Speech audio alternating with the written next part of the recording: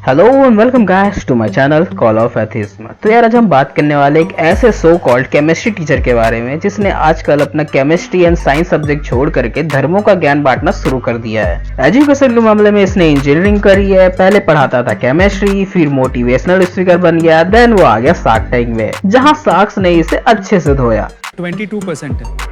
फिर आप घुमाइए मत बात। वो डेटा सर देखना। वो डेटा आपको नहीं पता, धंधा कैसे चलाएंगे?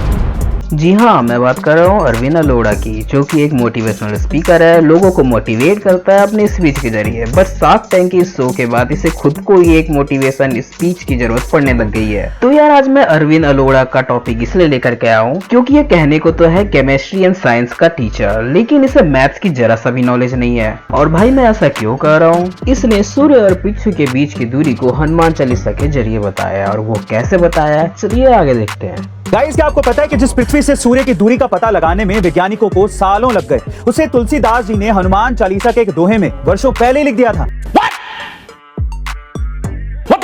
यहाँ गाइस, हनुमान चालीसा में एक दोहा है जो है जुग सहस्त्र जोजन पर भानु लील्यो ताहि मधुर फल जानू। इसी में छुपी है सूर्य से पृथ्वी के बीच की दूरी।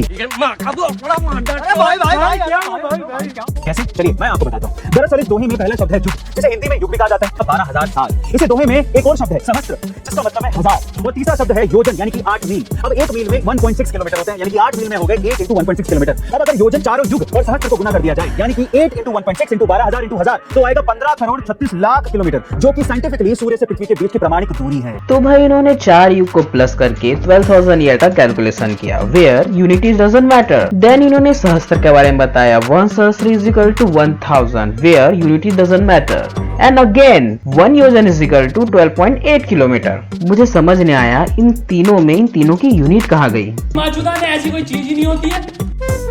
मतलब यार तुम कुछ तो शर्म करो यार, तुम हो केमिस्ट्री के टीचर और केमिस्ट्री के टीचर होकर के इस तरह की मैथ समझा रहे हो।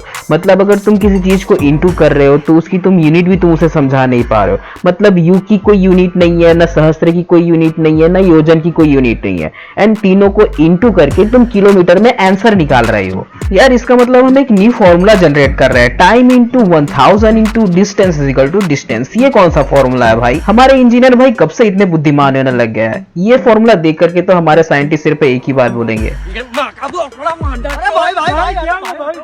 मतलब यार धर्म के नशे में इतना पागल हो गया है कि 10th क्लास में पढ़ी गई सिंपल सी मैथ्स की फॉर्मूला को भी भूल गया है। Distance is equal to speed into time. वो होता है ना कि मैथ्स के क्वेश्चन में अगर आंसर नहीं आ रहा होता है तो हमें कुछ ना कुछ करके आंसर लाना ही है, चाहे वो तुम कुछ भी करो, कहीं का रोड़ा कहीं का जोड़ा, लेकिन आंसर आना चाहिए। वही काम हमारे ये अरविंद लोड़ा भाई कर रहे हैं। ऐसे अनपढ़ टाइप के जो इंजीनियर होते हैं, जिन्हें एक मैथ्स की छोटी सी फॉर्मूला भी समझ नहीं आती है, ऐसे इंजीनियर आगे जाकर करते क्या है, क्या तुम्हें पता है?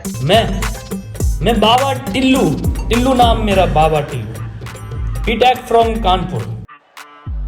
हिपोक्रेसी की भी सीमा होती है। गाइस यार हनुमान चालीसा में जो भी लिखा हो, लेकिन उसे तोड़ मड़ोड़ करके कुछ भी आंसर निकालना एंड उस आंसर को पृथ्वी और सन की बीच की दूरी बताना, ये तो गलत बात हुई ना। और जब इतने बड़े यूट्यूबर होकर के ये इस तरह की गलतियां करेंगे और अपने स्टूडेंट को ऐसी एजुकेशन देंगे तो हमारी इंडिया की एजुकेशन सिस्टम का क्या होगा, जरा ये भी सोचिए। जब टीचर अंधभक्त है तो स्टूडेंट भी अंधभक्त ही होगा। यार इस तरह की अंधभक्ति और अपने वेदों से साइंस टपकाना और अंधविश्वासों के पीछे पड़े रहना, ऐसी चीजों की इंडिया में कमी नहीं है। कोई बोलता है हनुमान ने सूरज खा लिया, कोई बोलता है हनुमान ने उड़ करके संजीवनी बूटी का पर्वत उठा के ले आया। ये कौन सी बात हुई यार? इन सब टॉपिक्स के ऊपर मैं अलग से एक फुल वीडियोस बनाऊंगा जो कि ये मेरे आने वाले वीडियोस में कवर अप होंगे। तो तब तक के लिए bye bye and take care.